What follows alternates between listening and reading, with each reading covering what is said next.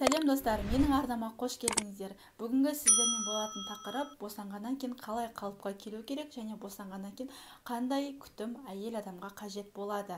Егер сіз дәл осы видеоны көріп отырсаңыз, менің каналыма тіркеліп, лүпіл басып, комментарий жазып, менің каналымның дамуына үлес қосыңыз. Енді тақырыпқа оралайық. Жалпы босанғаннан кейін көп әйелдер ұзақ уақыт қалыпқа келе алмай жатады. Қалыпқа келу дегеніміз не? Яғни босанғаннан кейін біздің бүкіл организм, әйел адамның бүкіл организмі ыдырайды, яғни бос болады. Жаңадан босанған сәби сияқты бос болып келеді. Білесіздер, қазақта босанған әйелді өте жақсы күтетін болған. Яғни 40 күн бойы қалжаланып, шілде терісін шығартып, яғни 40 күн бойы әйел адамның жағдайын жасаған.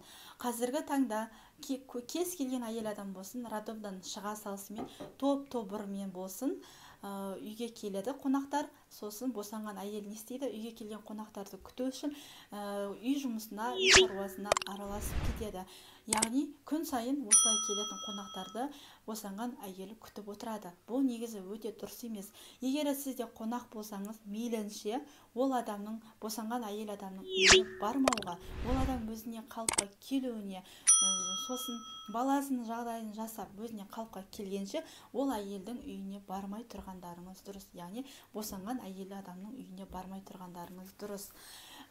Енді босанғаннан соң ең басты міндет ол әйел адамда шілде тер шығару. Шілде тер шықпаса, ертең болашақта 40-50 жасқа келгенде кез келген әйел адамның актуальды темасының бірі аяқ сырқырауы, аяқтың қақсауы, белдің ауруы, тістерінің ауруы, осындай сияқты сынды аурулары 40-50 жасқа келгенде пайда болады.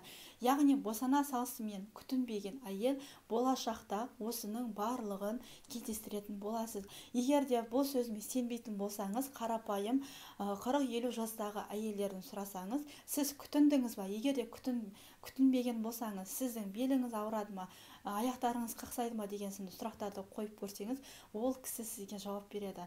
100% ол кісілерде осындай денсаулығынан проблема болып жатады. Қалыпқа келудің ең маңыздысы ауыр көтермеу. Және далаға шыққанда, сыртқа шыққанда үнемі тісіңізді байлап жүріңіз. Себебі тісіңізді байламасаңыз, болашақта тісіңізден айырылып қалуыңыз мүмкін. Яғни әр босанған сайын әйел адамда тістері құртыла бастайды. Сол себепті қазірден тісіңізге күтім жасаңыз. Босанған әйелге менің кеңесім 40 күн бойы қалжаланып, шілде терлеріңізді шығарып, мүмкіндігінше өзіңізді күтсеңіз. Өзіңіздің денсаулығыңыз тек қана өзіңізге керек. Босанғаннан кейін қалыпқа келу процесі шамамен 1-2-3 айға созылады. Босаған сүйектердің барлығы сол 2-3 айдың ішінде қатайып, әйел адам өзін жинай бастайды. Сол кезде қонаққа келсеңіздер болады. 40 күн бойы қалжаланып, шілде тері шыққан әйелдің денсаулығы да жақсы болады, және сол әйелдің омырауындағы сүті де жақсы болып келеді. Сол үшін әйелдер өзімізді жақсы күтінейік, өзіміздің денсаулығымыз өзімізге керек болады. Ендігі келесі тақырып босанғаннан кейін қалып кеткен ішті кетіру. Яғни босанғаннан кейін қалып кеткен іш сізді депрессияға, стресске алып келуі мүмкін. Сіз қыз кезіңізде 50 келі салмақта болсаңыз, босанғаннан кейін 70-80 немесе 60 келі болсаңыз, ол сізге былайша айтқанда стресс алып келеді. Мен осындай семіріп кетті, мына ішті қалай кетіремін, өмір бойы осылай болып кете ма деген сияқты сондай ойлар сіздің миыңызда тұрады. Бірақ сіз босана салысымен бірден арықтауға тырыспаңыз. Босанғаннан соң көп аналарымыз омырауда сүт көп болу үшін баланы тамақтандырып болған соң өздері де тамақтанып алуға тырысады. Яғни үлкендердің айтуымен, сен емізесің ғой, тамақтан, сен емізесің ғой, сүт шай іш, сен емізесің ғой, тамақ жей ал деген сияқты сынды кеңестерді естіп, аналарымыз, яғни босанған жас келіншектеріміз барлығы сразу тамақ жеуге кіріседі. Негізі ол қате ұғым. Босанғаннан кейін мейлінше сорпа ішіп, дұрыс тамақтанып, баланың ішін үйрету үшін көкөністерді жеп, жеміс-жидектерді жеп, солай қалыпқа келуге болады. Бірақ ол өте қате ұғым. Егер де сіз омыраудағы емізетін ана болсаңыз, онда тамақ көп ішсем менде сүт болады деген ұғымды алып тастаңыз.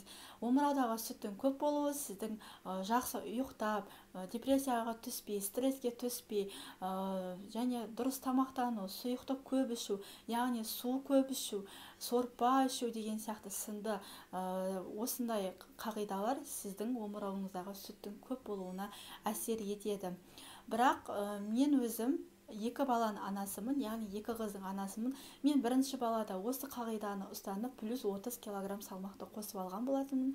Енді екінші балада міне қазір мен босанғаныма небәрі 3 ай болды. 3 айдың ішінде мен қазір арықтау процесіндемін, яғни денсаулығымды жөндеудемін.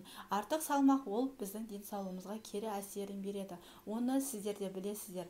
Сол үшін аналар босанғаннан кейін дұрыс тамақтанып, баланың ішін үйрету үшін көкөністерді жеп өздеріңізге қараңыздар. Босану процесі әр адамда әр түрлі болады. Яғни кесір тілігімен босану немесе босану процесі өте ауыр өткен әйел адамдарда бар. Сол әйел адамдарға кеңесім, босанғаннан кейін үйге шыққан соң, роддомнан үйге шыққан соң, мейлінше өзіңізге күтім жасап, ауыр заттарды жасамай, үй шаруасына мейлінше араласпай, өзіңізді күтуге мен кеңес беремін. Ал енді осы видеоны көріп отырған енелерге де айтарым, келініңізге күтім жасаңыз, яғни келініңіз сіздің әулетіңіздің ұрпағын дүниеге алып келген соң, келініңізді бар жоғы 2 ай 40 күн күтуіне мүмкіндік берсеңіз, келініңіз сізге өмір бойы алғысын айтып өтетін болады. Мен енді көп көремін TikTokта. Өткенде осы тақырыпта мен видео салған болатынмын.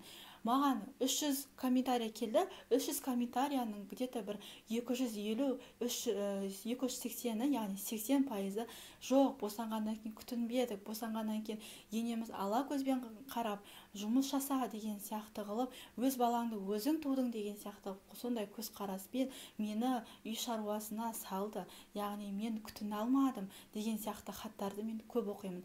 Сондықтан енелерге айтарым, әжелерге айтарым, егер де мүмкіндігіңіз болып тұрса, мейлінше келініңізді өзіңіз күтуге мүмкіндік жағдай жасаңыз. Ал егер өзіңіз күтін алмайсыз ба, мүмкін келініңіздің анасына мүмкін жіберіңіз.